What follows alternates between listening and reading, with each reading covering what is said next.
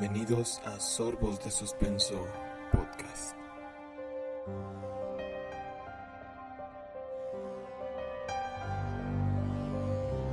Perder a alguien es doloroso. Todos somos capaces de imaginarnos el tipo de dolor por el que se atraviesa cuando un ser querido muere y no tenemos más remedio que enterrarlo e intentar seguir con nuestra vida. Pero hay un dolor aún más intenso. Creer haber perdido a alguien, ver el fuego consumir su espacio y al final darte cuenta de que no hay más rastro de esa persona, o peor, descubrir que jamás estuvo ahí y que no tienes la menor idea de dónde o cómo está ahora. Enfrentar la incertidumbre eterna es 1000 veces más pesado que solo hacerle frente al duelo de una pérdida. ¿Escuchas? Vayan a llenar su taza con café y den junto a nosotros unos sorbos de suspenso mientras hablamos de el caso Souther.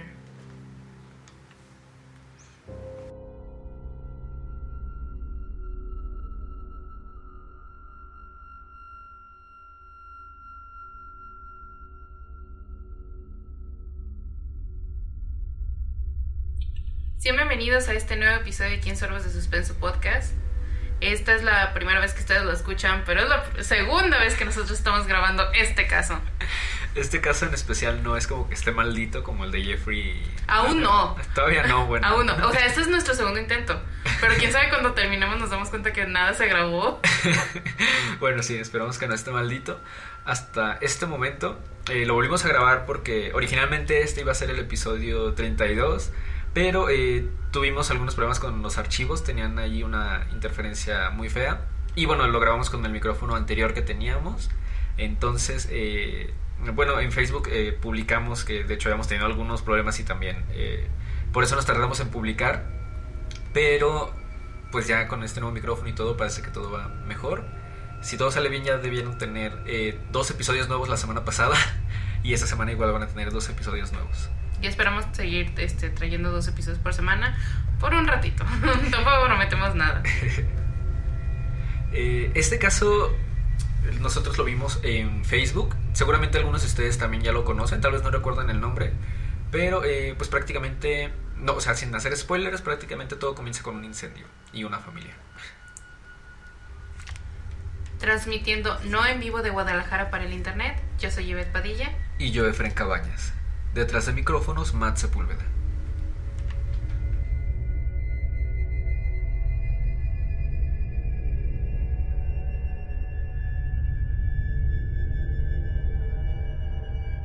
George Souther nació con el nombre de Giorgio Sodu en Tula, Cerdeña, Italia, en 1895. Emigró a los Estados Unidos 13 años después con un hermano mayor, que regresó a casa tan pronto como él y George pasaron la aduana. Encontró trabajo en los ferrocarriles de Pensilvania, llevando agua y suministros a los trabajadores, y después de unos años se mudó a Smithers, Virginia Occidental. Inteligente y ambicioso, primero trabajó como conductor y luego fundó su propia empresa de camiones, transportando tierra para la construcción y luego carga y carbón. Un día entró en una tienda local llamada Music Box y conoció a la hija de los propietarios, Jenny Cipriani, que había venido de Italia cuando tenía 3 años. Qué apellido tan italiano. Cipriani. Imaginen esto, ya saben, con la mano así. Con la mano así. No sé cómo explicar esa mano, pero ya saben cuál. El matrimonio, que ya había americanizado el apellido Sodu a Souther, se avecinó en la localidad de Fayetteville, en Virginia Occidental, en una pequeña pero bullenta colonia de italoamericanos. En ese mismo lugar criaron a sus 10 hijos, porque en aquel entonces no había tele ni internet. Y 10 hijos. John, nacido en el 1922, Joseph Samuel en 1924, Mary Ann en el 26, George Jr. en el 29, Maurice Antonio en el 31, Martha Lee en el 33, Luis Érico en el 35, Jenny Irene en el 37, Betty Dolly en el 40, Sylvia en el 43 y Robert, el último hijo, nació en 1950. Tampoco había métodos anticonceptivos en ese tiempo. Pero sí mucha creatividad para nombrar a 10 hijos sin repetir nombres. Ya sé. Los Soder eran, dijo un magistrado del condado, una de las familias de clase media más respetadas. George tenía opiniones firmes, sobre todo desde negocios hasta eventos actuales y política, pero por alguna razón se mostró reticente a hablar sobre su juventud. Nunca explicó lo que había sucedido en Italia para que quisiera irse. Los Soder plantaron flores en el espacio donde había estado su casa y comenzaron a unir una serie de eventos extraños que condujeron al fuego. Un extraño que apareció en la casa unos meses antes, allá por el otoño, preguntó sobre el transporte de trabajo. Se dirigió a la parte trasera de la casa y señaló 2 cajas de fusibles separadas. Dijo: «Esto va a provocar un incendio algún día». Extraño, pensó George, sobre todo porque la compañía eléctrica local acababa de revisar el cableado y lo declaró en buen estado. Casi al mismo tiempo, otro hombre intentó venderle un seguro de vida familiar y se enfureció cuando George se negó. «Tu maldita casa se está quemando», advirtió, «y tus hijos van a ser destruidos. Te pagarán por los comentarios sucios que has estado haciendo sobre Mussolini». Para quien clases de historias rápidas con sorbos de suspenso. Mussolini es el pez de Dross. O sea, sí, pues, pero Mussolini era un regidor, no sé si se puede catalogar como dictador italiano, fascista, que se instaló en Italia y pues obviamente pues mucha gente no estaba de acuerdo con su régimen. Así que pues se sabe que George Soder no tenía una buena opinión de este hombre y pues aparentemente cuando quieres venderle un seguro y no estás de acuerdo en ideas políticas pues te maldicen. Haylers de 1800. Bueno, no, ya era 1900 aquí.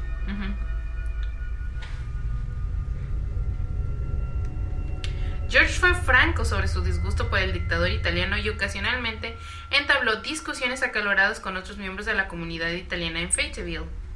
Y en ese momento no se tomó en serio las amenazas del hombre. Supongo, ¿no? O sea, le había rechazado su venta. Sí, o sea, es como, pues no sé, cualquier cosa que diría en ese momento, ¿no?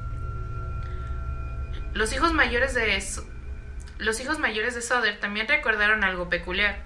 Justo antes de Navidad, notaron un hombre estacionado a lo largo de la autopista 21, mirando fijamente a los niños más pequeños mientras regresaban a casa de la escuela. En la Nochebuena de 1945, se desataría la tragedia que cambiaría para siempre el destino de la familia Soder. Ese día, y a esa hora, en la planta baja de la casa, dormía plácidamente el matrimonio junto a la pequeña Sylvia, John, Mary y George Jr., mientras que Maurice, Martha, Louis, Jenny y Betty Soder lo hacían en el segundo piso de la vivienda. El único que faltaba era Joseph, quien por esa época se encontraba alistado en el ejército. Cerca de la 1:30 de la madrugada sonó el teléfono, lo que obligó a Jenny Soder a levantarse de la cama para responder el llamado, pero resultó ser equivocado. Cuando la mujer echó un vistazo a la casa se dio cuenta de 2 cosas. Las luces de la escalera estaban prendidas y la puerta principal no estaba cerrada con llave, por lo que se limitó a cerrar la puerta suponiendo que sus hijos estaban profundamente dormidos en sus camas. Tras volver a acostarse, y mientras trataba de conciliar el sueño, Jenny escuchó un ruido sordo, como si algo hubiera caído al suelo en el piso superior. A los pocos minutos después notó un inconfundible olor a humo. El matrimonio Soder salió de inmediato de su dormitorio y se encontró con un espectáculo inquietante. El vestíbulo estaba lleno de humo y las llamas comenzaban a cebarse por las escaleras que llevaban al segundo piso de la casa. Ambos gritaron tratando de avisar a los 5 niños que dormían arriba, pero no obtuvieron respuesta, por lo que abandonaron el inmueble pensando que a lo mejor los infantes ya habían salido, pero estos no estaban afuera. George Soder trató de llamar a los bomberos por teléfono, pero la línea telefónica estaba cortada. Posteriormente intentó llegar a las habitaciones del segundo piso a través de las ventanas con una escalera que había tras la casa, pero misteriosamente la escalera no estaba donde la había dejado. También intentó arrancar alguno de los camiones de su empresa de transporte de carbón para acercarlo a la casa y que los niños pudieran saltar, pero ninguno de los vehículos funcionó. Los bomberos, pese al llamado de los vecinos, solo llegaron al lugar cerca de las 8 de la mañana, cuando la casa ya había quedado reducida a cenizas. Todos supusieron que los 5 hijos del matrimonio Soder, que estaban en la planta alta de la vivienda, habían perecido asfixiados o carbonizados. Pero lo increíble es que, tras revisar los escombros quemados de la casa, no se encontraron los más mínimos restos de los cadáveres. Para agregar mayor desconcierto a la situación, la policía indicó a un cortocircuito eléctrico, iba a decir electrónico, Parecido. algo así, eléctrico como causa del siniestro. Algo que fue desmentido por la familia Soder, que aseguró que mientras el incendio consumía la casa, varias luces seguían encendidas. Además, el mismo George Soder había hecho revisar semanas atrás la instalación eléctrica de la vivienda, la cual se encontraba en perfecto estado. Bueno, aquí tal vez el que la revisó no hizo bien su chamba. Pues hubo muchas cosas, ¿no? O sea, como... Bueno, igual hablamos Las vamos a ver adelante. conforme avancemos. Jenny no podía entender cómo 5 niños podían morir en un incendio y no dejar huesos, carne ni nada. Ella llevó a cabo un experimento privado. Quemó huesos de animales, de pollo, carne de res y huesos de chuleta de cerdo para ver si el fuego los consumía. Cada vez se quedaba solo con un montón de huesos carbonizados. Sabía que se habían encontrado restos de varios electrodomésticos en el sótano quemado, aún identificables. Un empleado de un crematorio le informó que quedaban huesos después de que los cuerpos se queman durante 2 horas a 2000 grados. Su casa fue destruida en solo 45 minutos. O sea, prácticamente pues no había forma de que de verdad hubieran desaparecido por completo, sí, o sea, no dejaron ningún rastro. Es que es imposible que no quede ni un trozo de tela, un diente, algo que te diga que la persona estuvo ahí. Pero pareció que fue como de los bomberos, fueron a apagar y dijeron, pues no hay nada. Y, o sea, ni siquiera no era una persona, eran 5 personas. O sea, aunque eran personitas, pues, porque eran niños, pero eran 5. Pero inclusive si recuerdan nuestro episodio de la combustión espontánea, siempre quedaba algo. Mínimo la mancha de que la persona estuvo ahí. Quedaban ropas, quedaban los zapatos, quedaba algo. Pero aquí nada. Una manchita de grasa. Pues, sí. Era como si se hubieran desvanecido en el aire. En humo. Una semana más tarde, la justicia declaró oficialmente muertos a Maurice, Martha, Louis, Jenny y Betty Soder. Y el forense, que no vio ni el más mínimo rastro de los cuerpos de los niños, expidió los correspondientes certificados de defunción. Otra persona no haciendo bien su chamba. Ya sé. Sí, o sea, no fue como de, pues no estaban, pues yo creo que se murieron. Están con Diosito. Pero los inconsolables padres estaban convencidos que la ausencia de restos y el hecho de que la línea telefónica había sido cortada significaba una sola cosa. Sus 5 hijos habían sido secuestrados y el fuego no había sido más que una distracción para hacerles creer a todos que los niños habían fallecido. O sea, creo que en parte como que podrían tomar la familia como de, es que no están aceptando que pues, sus hijos fallecieron. Pero, o sea, es que de verdad no había pruebas para decir que de verdad se habían quemado, o sea, estaban muertos. Para empezar, que estaban muertos porque no había restos. No había un cadáver al que aferrarte, no había ni siquiera, nada, como dijiste, manchas de grasa, algo. Sí, ¿no? Entonces sí, creo que aquí los padres hicieron bien en aferrarse a continuar su investigación, más si la mamá empezó a quemar carne, empezó a quemar huesos, a ver qué pasaba y descubrir que siempre queda algo, tiene que quedar algo. La colección de momentos extraños creció. Un reparador de teléfonos les dijo a los Soder que sus líneas parecían haber sido cortadas, no quemadas. Se dieron cuenta de que si el incendio hubiera sido eléctrico, como resultado de un cableado defectuoso, como dijo el funcionario, entonces la energía se habría cortado. Entonces, ¿cómo explicar las habitaciones iluminadas de la planta baja? Con más fuego. Un testigo se presentó alegando que vio a un hombre en la escena del incendio tomando un bloque y aparejos usados para quitar los motores de los automóviles. ¿Podría ser la razón por la que los camiones de George se negaron a arrancar? Un día, mientras la familia visitaba el lugar, Silvia encontró un objeto de goma dura en el patio. Jenny recordó haber escuchado el ruido sordo del techo, el sonido de rodar. George concluyó que era una bomba de piña, de napalm, del tipo que se usa en la guerra. Es que además el incendio parecía perfectamente creado. Me refiero, se está quemando tu casa, tus niños no salen, vas por ellos con tu escalera, casualmente tu escalera no está ahí, la movieron, se te ocurre ir por tus camiones para que los niños salten. Siguiente conclusión, los camiones no arrancan, algo les hicieron, y casualmente ninguno arrancó, todos habían sido alterados. Todo fue planeado de alguna manera para que no pudiesen llegar a los niños y que tuvieran como conclusión que los niños habían muerto en el incendio. Siento que varios de estos detalles, bueno, es que no, específicamente estos no. O sea, me refiero a que en situaciones de ese tipo puede ser que con el tiempo sea como de, no, es que creo que vi esto, y pueden ser cosas que al final no pasaron, ¿no? Como que tu mente los empieza a construir. Pero en este caso, así como lo dices tal cual, vas por la escalera para subir con tus hijos y te das cuenta que no está, o sea, siento, o sea, es una de esas cosas que vas directamente a hacerlas, entonces es como muy difícil que algo así se manipule en tu cerebro, porque es como que la acción principal, lo que estás haciendo en ese momento, o sea, creo que ahí sería como que muy complicado que no sé, a lo mejor se lo imaginó después o algo de ese tipo.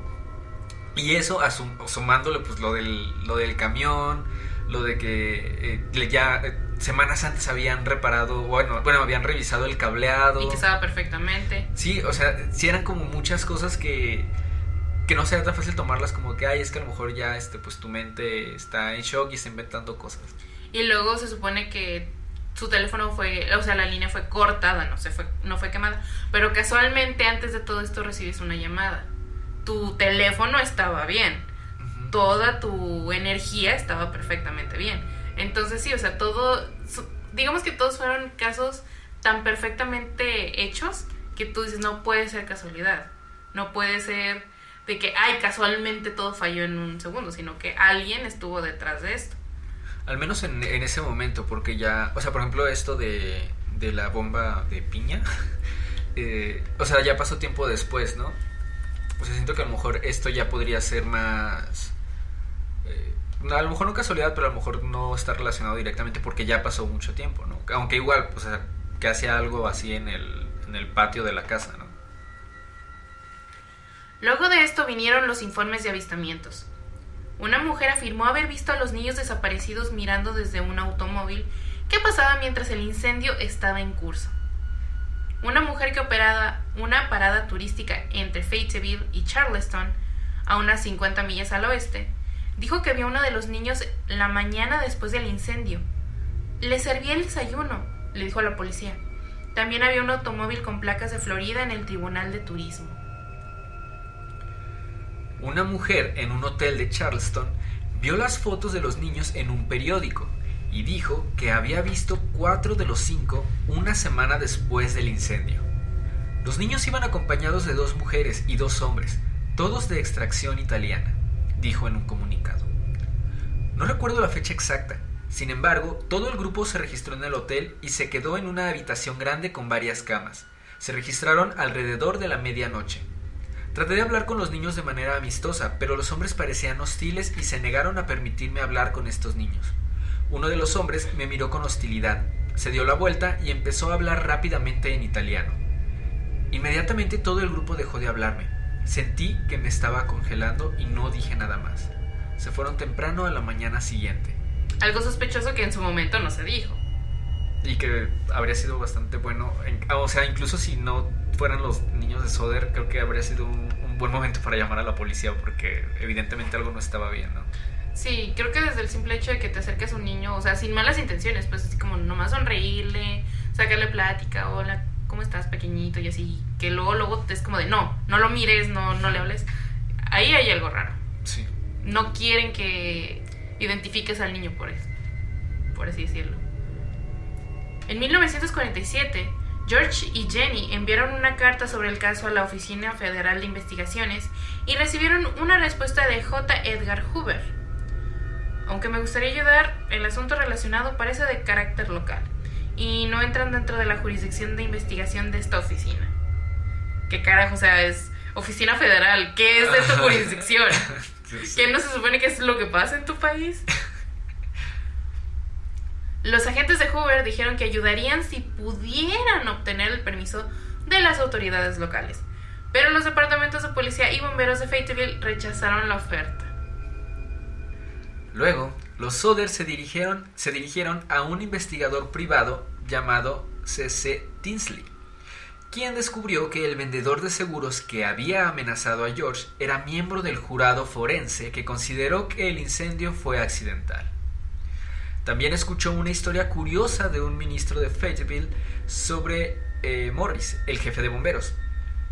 Aunque Morris había afirmado que no se habían encontrado restos, supuestamente confió que había descubierto un corazón entre las cenizas. Lo escondió dentro de una caja de dinamita y lo enterró en la escena.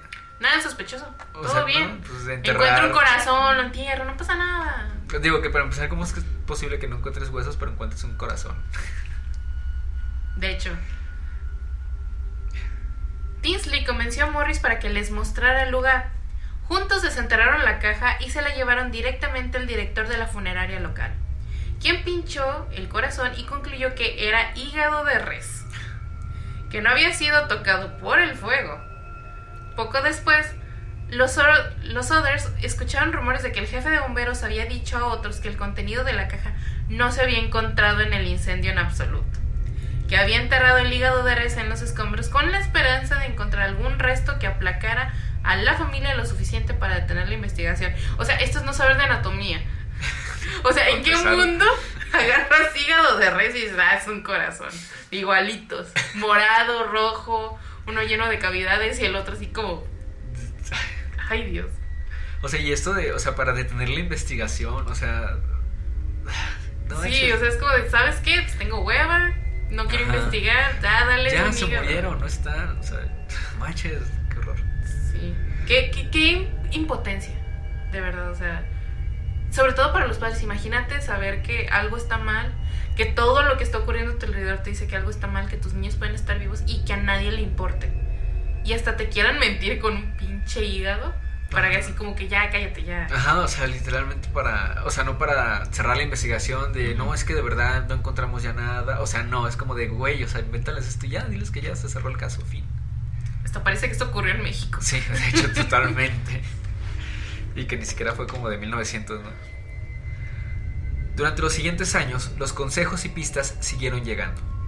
George vio una foto de un periódico de escolares en la ciudad de Nueva York y estaba convencido de que uno de ellos era su hija Betty. Condujo hasta Manhattan en busca de la niña, pero sus padres se negaron a hablar con él. En agosto de 1949, los Soder decidieron montar una nueva búsqueda en la escena del incendio y trajeron a un patólogo de Washington llamado Oscar B. Hunter.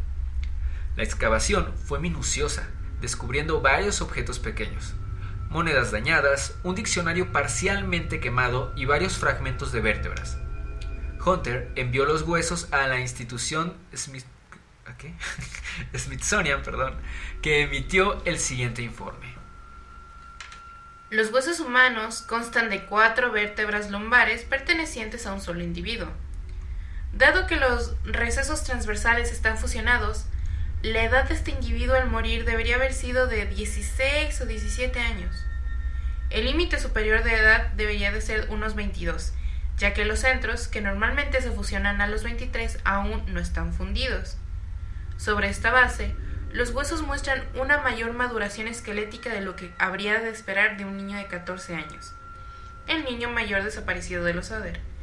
Sin embargo, es posible, aunque no probable, que un niño de 14 años y medio muestre una maduración de 16 o 17. Las vértebras no mostraban evidencia de que hubieran estado expuestas al fuego, según el informe, y es muy extraño que no se hayan encontrado otros huesos en la supuesta evacuación cuidadosa del sótano de la casa. Al señalar que, según los informes, la casa se quemó solo durante aproximadamente media hora más o menos, dijo que uno esperaría encontrar los esqueletos completos de los 5 niños en lugar de solo 4 vértebras. Los huesos, concluyó el informe, probablemente se encontraban en el suministro de tierra que George usó para llenar el sótano para crear el monumento a sus hijos. Vamos a lo mismo, todo está demasiado cuidado. 4 vértebras. Yo esperaría una vértebra, un fémur, una falange, cosas como más aleatorias que pudieron haber quedado de los niños. Y no de un solo individuo, porque se murió uno y los otros 4 quedaron. El informe del Smithsonian provocó 2 audiencias en el Capitolio en Charleston, después de las cuales el gobernador Oki L. Patterson y el superintendente de la policía estatal W. E. Burkett les dijeron a los Sothers que su búsqueda era desesperada y declararon el caso cerrado. Hijos de puta. Sin inmutarse, George y Jenny erigieron la valla publicitaria a lo largo de la Ruta 16 y repartieron volantes ofreciendo una recompensa de $5,000 por información que conduzca a la recuperación de sus hijos. Pronto aumentaron la cantidad a 10,000. Llegó una carta de una mujer en St. Louis diciendo que la niña mayor, Marta, estaba en un convento ahí. Otro dato vino de Texas, donde un cliente en un bar escuchó una conversación incriminatoria sobre un incendio de Nochebuena en Virginia Occidental. Alguien en Florida afirmó que los niños estaban quedando con un pariente lejano de Jenny. George viajó por el país para investigar cada pista. En 1968, más de 20 años después del incendio, Jenny fue a buscar el correo y encontró un sobre dirigido solo a ella. Tenía matasellos de Kentucky, pero no tenía remitente. Dentro había una foto de un hombre de unos 20 años. En el reverso, una nota críptica escrita a mano decía: Louis Sother, amo al hermano Frankie y Lil Boys, A90 132 o 35. Ella y George no podían negar el parecido con su Lois, que tenía 9 años en el momento del incendio. Más allá de las similitudes obvias, el cabello oscuro y rizado, ojos castaños oscuros, tenían la misma nariz recta y fuerte, la misma inclinación hacia arriba de la ceja izquierda. Una vez más, contrataron a un detective privado y lo enviaron a Kentucky, pero nunca volvieron a saber de él. Ahora ya también iban a tener que buscar al detective de los 5 niños. Los Sother temían que si publicaban la carta o el nombre de la ciudad en el matasellos, podrían dañar a su hijo. En cambio, modificaron la valla publicitaria para incluir la imagen actualizada de Louis y colgaron una versión ampliada sobre la chimenea. El tiempo se nos acaba, dijo George en una entrevista. Pero solo queremos saber. Si murieron en el fuego, queremos estar convencidos. De lo contrario, queremos saber qué pasó. George murió un año después, en 1968, todavía esperando una ruptura en el caso. Jenny erigió una cerca alrededor de su propiedad y comenzó a agregar habitaciones a su casa, construyendo capa tras capa entre ella y el exterior. Desde el incendio se vistió exclusivamente de negro, en señal de luto, y continuó haciéndolo hasta su propia muerte en 1989. La valla publicitaria finalmente cayó.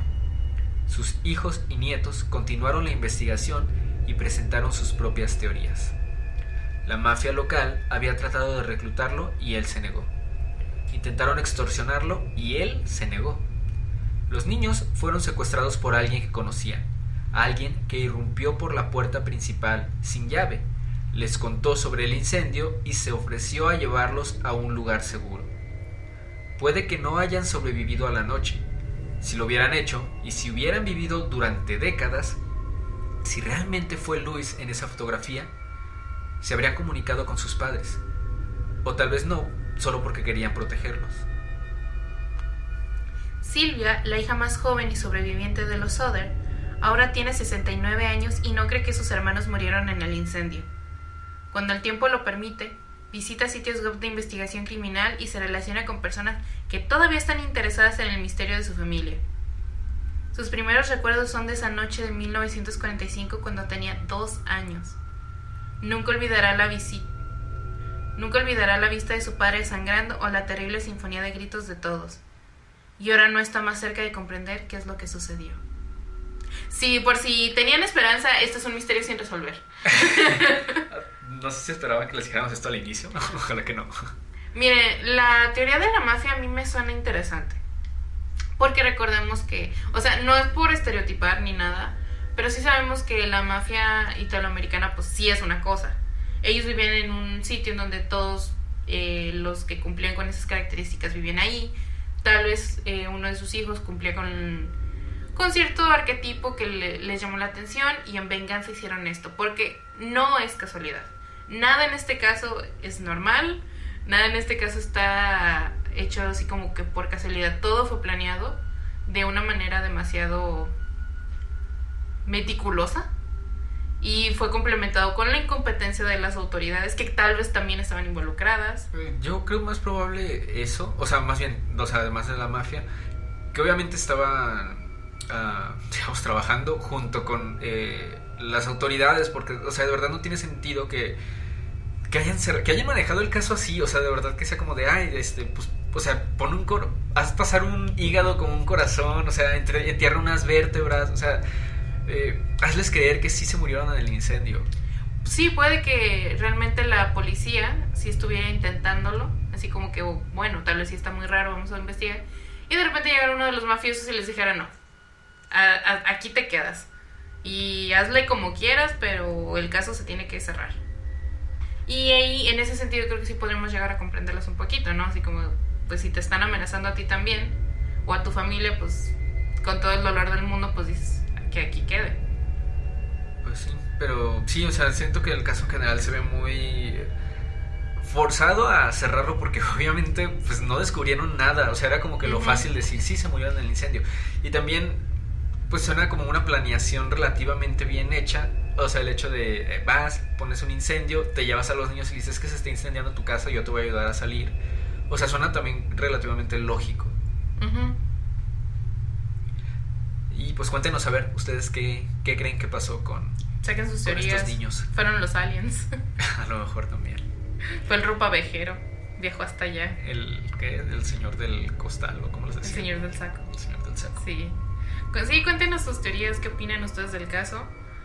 ¿Qué clase de impotencia se sentiría el perder a alguien así? Sabemos que es bastante horrible.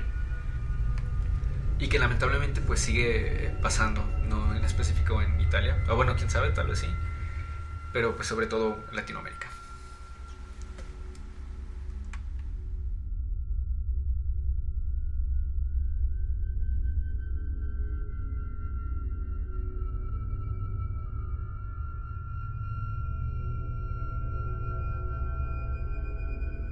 Eso fue todo en este episodio aquí en Sorbos de Suspenso Podcast. Esperemos que se hayan sentido tan frustrados, molestos y confundidos como nosotros.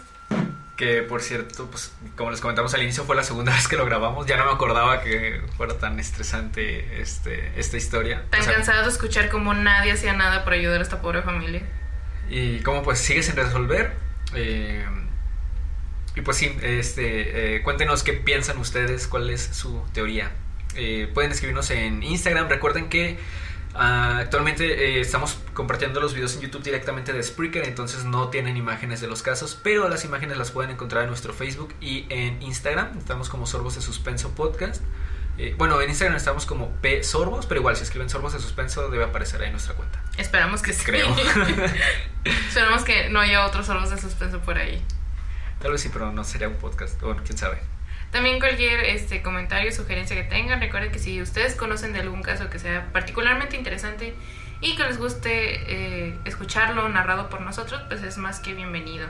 Suscríbanse al canal de YouTube y también recuerden darnos seguir en Spotify. Y si les gustan pues nuestro trabajo, aunque no es nuestro trabajo como tal, pero ya saben a qué me refiero, por favor compártanlo, nos ayuda bastante. Y pues nos vemos esta misma semana con el siguiente episodio. Sí, espérenlo este jueves. Transmitiendo no en vivo de Guadalajara para el internet, yo soy Yvette Padilla. Y yo, Efren Cabañas. Detrás de micrófonos, Matt Sepúlveda. Buenas noches.